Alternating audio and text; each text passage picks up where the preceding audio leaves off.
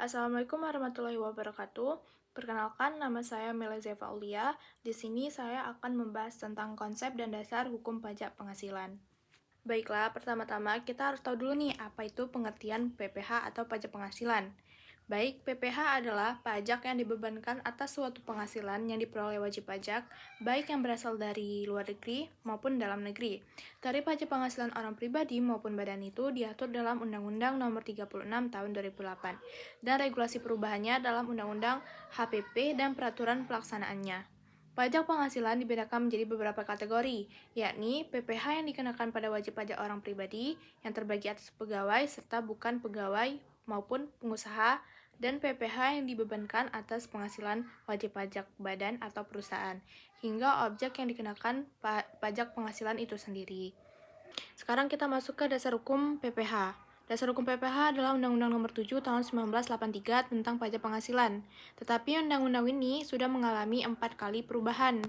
Ini bisa kalian lihat, yang pertama pada tahun 1991, terus kedua 1994, yang ketiga tahun 2000, dan yang terakhir pada tahun 2008, yaitu nomor 36 tahun 2008, tentang perubahan keempat Undang-Undang Nomor 7 1983 tentang pajak penghasilan. Ada peraturan terbaru yaitu tentang pajak penghasilan juga dalam Undang-Undang Cipta Kerja nomor 11 tahun 2020 dan melalui Undang-Undang HPP nomor 7 tahun 2001 tentang harmonisasi peraturan perpajakan. Setelah mengetahui tadi pengertian PPh, kita juga harus tahu objek-objek PPh itu sendiri. Di sini objek-objek PPh itu terbagi menjadi 19. Yang pertama ada penggantian atau imbalan berkenan dengan pekerjaan atau jasa yang diterima, seperti gaji, upah, tunjangan, honorium, komisi, bonus, dan lain-lain. Yang kedua, ada hadiah dari undian atau pekerjaan atau kegiatan. Ini termasuk juga dengan penghargaan. Ketiga, ada laba usaha. Keempat, ada penerimaan kembali pembayaran pajak yang telah dibebankan sebagai biaya dan pembayaran tambahan pengembalian pajak. Yang kelima, ada bunga. Ini termasuk premium, diskonto, dan imbalan karena jaminan pengembalian utang. Yang keenam, ada dividen dengan nama dan dalam bentuk apapun, termasuk dividen dari perusahaan asuransi kepada pemegang polis dan pembagian sisa hasil usaha koperasi. Baiklah, yang ketujuh ini adalah keuntungan karena penjualan atau karena pengalihan harta. Ini terbagi menjadi 5 bagian. Yang pertama adalah keuntungan karena pengalihan harta kepada perseroan, persekutuan, dan badan lainnya. Yang kedua, keuntungan karena pengalihan harta kepada pemegang saham, sekutu, atau anggota yang diperoleh perseroan, persekutuan, dan badan lainnya. Yang ketiga, keuntungan karena likuidasi, penggabungan, peleburan, pemekaran, pemecahan, pengambil alihan usaha. Yang keempat, keuntungan karena pengalihan harta berupa hibah, bantuan, atau sumbangan. Yang terakhir, keuntungan karena penjualan atau pengalihan sebagian atau seluruh hak penambangan, tanda turut serta dalam pembiayaan atau permodalan dalam perusahaan pertambangan. Yang kedelapan, royalti atau imbalan atas penggunaan hak. Kesembilan, sewa dan penghasilan lain sehubungan dengan penggunaan harta. Kesepuluh, penerimaan atau perolehan pembayaran berkala. Kesebelas, keuntungan karena pembebasan utang, kecuali sampai dengan jumlah tertentu yang ditetapkan dengan peraturan pemerintah. Kedua belas, keuntungan selisih kurs mata uang asing. Ketiga belas, selisih lebih karena penilaian kembali aktiva. 14 premi asuransi, 15 iuran yang diterima atau diperoleh perkumpulan dari anggota yang terdiri dari wajib pajak yang menjalankan usaha atau pekerjaan bebas. Ke-16, tambahan kekayaan neto yang berasal dari penghasilan yang belum dikenakan pajak. Ke-17, penghasilan dari usaha berbasis industri. Ke-18, imbalan bunga sebagaimana dimaksud dalam undang-undang yang mengatur mengenai ketentuan umum dan tata cara perpajakan.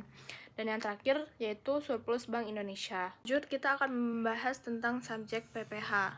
Subjek PPh di sini terbagi menjadi 6. Yang pertama, ada subjek PPh orang pribadi, yaitu pajak penghasilan yang mencakup orang pribadi yang bertempat tinggal atau berada di Indonesia maupun di luar Indonesia.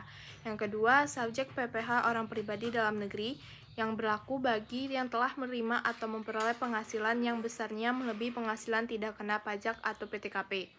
Yang ketiga, subjek PPh orang pribadi luar negeri. Ini berlaku bagi yang menerima atau memperoleh penghasilan yang bersumber dari Indonesia maupun melalui bentuk usaha tetap di Indonesia. Ke subjek PPh yang keempat, yaitu tentang warisan yang belum terbagi. Ini ketika warisan yang ditinggalkan oleh pewaris tersebut belum dibagikan kepada ahli waris. Jadi ini bisa memberikan suatu penghasilan. Terus subjek PPh badan yang merupakan orang atau modal sebagai suatu kesatuan, baik yang melakukan usaha maupun tidak melakukan usaha. Badan ini bisa berupa perseroan terbatas atau PT, CV, firma, kongsi, koperasi, dan lain-lain. Subjek usaha tetap atau BUT. BUT ini merupakan bentuk usaha yang dipergunakan subjek pajak luar negeri, baik pribadi maupun badan, yang menjalankan usaha atau melakukan kegiatan di Indonesia. Yang pertama ada PPh 21, yaitu pajak atau penghasilan yang diperoleh orang pribadi. Ini seperti gaji, upah, honorium, tunjangan, dan pembayaran lainnya. Yang kedua ada PPh 19, yaitu pajak yang dipungut atas penilaian aset tetap dari selisih atau harga beli saat ini jauh lebih murah dibanding nilai pasarnya. Terus PPh 15, pajak atas penghasilan yang diperoleh industri tertentu seperti charter penerbangan dalam negeri, pelayaran dalam negeri, pelayaran dan atau penerbangan luar negeri, kantor perwakilan dagang asing di Indonesia, usaha jasa makro internasional mainan anak-anak. Selanjutnya PPh 23, yaitu pajak yang dikenakan atas penghasilan modal, penyerahan jasa, atau hadiah dan penghargaan. Ini selain yang telah dipotong pada PPh pasal 21. Ini contohnya seperti dividen, royalti, bunga, hadiah, penghargaan, bonus, lotre, sewa, terus ada jasa teknik, jasa manajemen, jasa konstruksi, jasa konsultan, jasa vintage, terus PPh 24, yaitu pajak yang dibayar atau terutang di luar negeri atas penghasilan dari luar negeri yang diterima atau diperoleh wajib pajak dalam negeri. Ini bisa dikreditkan, contohnya seperti saham dan surat berharga, ada bunga, royalti, sewa, ada penghasilan BUT di luar negeri, pengalihan hak penambangan atau permodalan perusahaan pertambangan. PPh 25, yaitu pembayaran pajak yang diangsur setiap bulannya selama tahun berjalan. Terus ada PPh 26, yaitu pajak atas penghasilan yang diperoleh wajib pajak luar negeri dari Indonesia. Ini contohnya seperti pendapatan usaha di Indonesia atau penghasilan atau bisa disebut gaji dari Indonesia. Terus ada PPh 29, pajak penghasilan terutang yang tercantum pada SPT tahunan yang harus dibayarkan wajib pajak pribadi maupun badan. Ini contohnya penghasilan sudah dikurangi kredit pajak. Terus ada PPh 4 ayat 2, yaitu pajak atas penghasilan yang bersifat final dan tidak dapat dikreditkan dengan pajak penghasilan terutang. Ini contohnya ada bunga devisito atau tabungan, diskonto SBI dan jasa giro, ada hadiah, ada bunga obligasi, bunga simpanan koperasi, transaksi derivatif, dan transaksi saham. Dan yang terakhir ada PPh 22, pajak penghasilan yang dikenakan pada badan usaha tertentu, baik milik pemerintah maupun swasta yang melakukan kegiatan perdagangan ekspor, impor, dan reimpor. Contohnya itu seperti ekspor-impor komoditas tambang, pembelian barang oleh bendaharawan pemerintah, pembelian barang oleh kuasa pengguna anggaran, pembelian barang untuk biaya UMN, dan lain-lain. Nah, selanjutnya kita masuk ke penghasilan tidak kena pajak atau PTKP. Besarnya PTKP setahun yang berlaku mulai 1 Januari 2016 adalah 1, yaitu 54 juta untuk diri wajib pajak orang pribadi, 4.500.000 tambahan untuk wajib pajak yang kawin.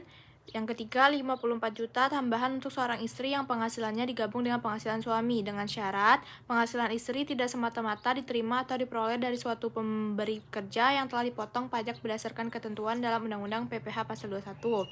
Yang kedua, pekerjaan istri tidak ada hubungannya dengan usaha atau pekerjaan bebas suami atau anggota keluarga yang lain. Dan yang terakhir, 4.500.000 tambahan untuk setiap anggota keluarga, sedarah, dan keluarga semeda dalam garis keturunan lurus, suatu derajat serta anak angkat yang menjadi tanggungan sepenuhnya. Ini maksimalnya 3 orang. Kita masuk ke cara perhitungan penghasilan kena pajak.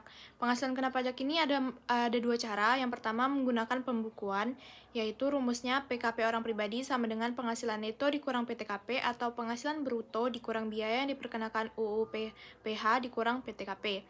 Untuk yang badan, penghasilan neto atau penghasilan bruto dikurang biaya yang diperkenakan UU PPh. Terus cara yang kedua yaitu menggunakan norma perhitungan penghasilan neto. Wajib pajak yang boleh menggunakan norma ini adalah wajib pajak orang pribadi yang memenuhi syarat sebagai berikut. Yang pertama ada peredaran brutonya kurang dari 4.800.000 per tahun. Yang kedua mengajukan permohonan dalam jangka waktu 3 bulan pertama dari tahun buku. Dan yang ketiga menyelenggarakan pencatatan. Tarif pajak di sini ada beberapa lapisan.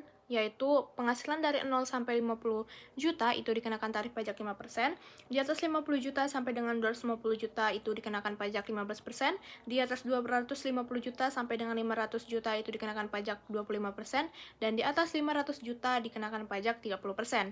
Dan untuk wajib pajak badan dalam negeri dan bentuk usaha tetap ditetapkan sebesar 25% sejak tahun 2010. Perseroan terbuka dengan minimal 40% saham diperdagangkan di BEI berhak atas tarif 5% lebih rendah, sedangkan WP Badan dengan peredaran bruto hingga 50 miliar mendapat fasilitas pengurangan tarif 50% atas penghasilan kena pajak dari bagian peredaran bruto sampai 4,8 miliar. Dan yang terakhir yaitu cara menghitung PPh. Rumus PPh wajib pajak badan yaitu penghasilan kena pajak dikali tarif pajak 17 atau penghasilan netonya dikali tarif pajak 17 atau penghasilan bruto dikurangi biaya yang diperkenakan UUU PPh terus dikali tarif pajak 17. Kalau untuk orang pribadi yaitu penghasilan kena pajak dikali tarif pajak 17 atau penghasilan neto dikurang PTKP baru dikali tarif pajak 17 atau penghasilan bruto dikurang biaya yang diperkenakan UUU PPh dikurang PTKP baru dikali tarif pasal 17. Baiklah, sekian dari saya. Semoga ilmu yang saya berikan bermanfaat bagi yang menonton. Mohon maaf bila penyampaian saya kurang jelas atau ada kesalahan. Terima kasih. Wassalamualaikum warahmatullahi wabarakatuh.